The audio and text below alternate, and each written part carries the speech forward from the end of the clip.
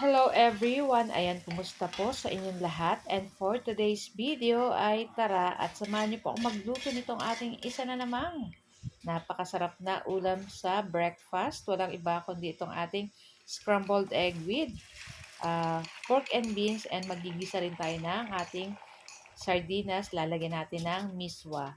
So yan na nga guys, at nagpainit lang tayo nitong ating kawali at naglagay tayo ng konting cooking oil at meron tayong 5 pirasong itlog na binati na natin.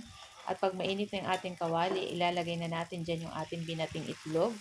Ayan, so lulutuin lang po natin yan side to side, at pag naluto na natin ang side to side, ay pwede na natin ilagay yung ganitong isang latang pork and beans. Nako guys, kung di nyo pa natatry yung ganitong luto, itry nyo na at masarap at tsak magugustuhan ng inyong mga anak. Ayan. So, after nating maluto, ayan, ilagay na natin sa ating plato at iset aside na po natin iyan. And then, sa ating panibagong kawali, ay magpainit ulit tayo at maglagay tayo ng konting cooking oil at mag-start na tayong magisa nitong ating bawang at sibuyas. Ayan, halu-haluin lang po natin iyan hanggang lumabas yung aromatic or bango nitong ating ginigisang bawang at sibuyas. Pagkatapos ay ilagay na natin dyan yung ating dalawang uh, lata ng sardinas. So, kahit anong brand po, ayan.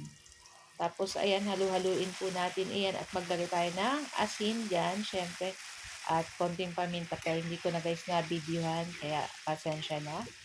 So, nakalagay na tayo dyan ng asin at konting pamintang durog. Tapos, naglagay lang ako ng tubig para may sabaw-sabaw. Ayan. Tapos, after ilang minuto ay inilagay ko na rin itong ating miswa. So, pinutol-putol ko na guys para pag kinain natin ay hindi mahaba. So, madali lang naman pong maluto ito. Talaga namang napakasarap po nitong iulam. Lalo na tuwing umaga ay pag ganito po yung ulam ay napakasarap. Ayan, talagang mapaparami yung kain mo at talagang um, walang diet-diet po muna. Pag ganito yung ulam nyo tuwing umaga, syempre wag nyo kalimutan magkape.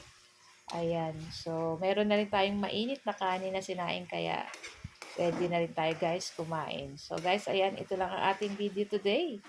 At sana po ay nag-enjoy kayo. Huwag niyo po sana kalimutan mag-like, comment, at pa-share na rin po ng ating video.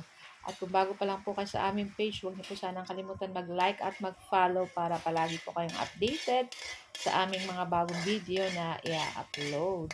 So tara na guys, at samahan niyo na po kaming kumain itong ating napakasarap na breakfast. Ayan.